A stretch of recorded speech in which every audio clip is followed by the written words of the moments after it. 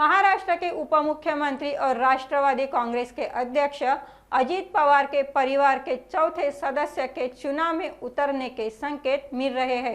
Rashtrawadi Congress party की जन सम्मान यात्रा आज बारामती में प्रवेश कर चुकी है।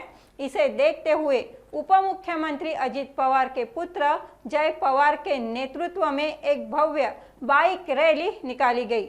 इस रैली के माध्यम से जय पवार ने शक्ति प्रदर्शन किया। इसी बीच जय पवार ने खुद बयान दिया है कि अगर मौका मिला तो वह बारामती विधानसभा से चुनाव जरूर लड़ेंगे। इससे साफ संकेत मिलते हैं कि बारामती में अब जय पवार और युगेंद्र पवार के बीच मुकाबला होगा। आज तुम्हाला दिसतं प्रतिसाद तर सगळ्यांचा चांगला आहे।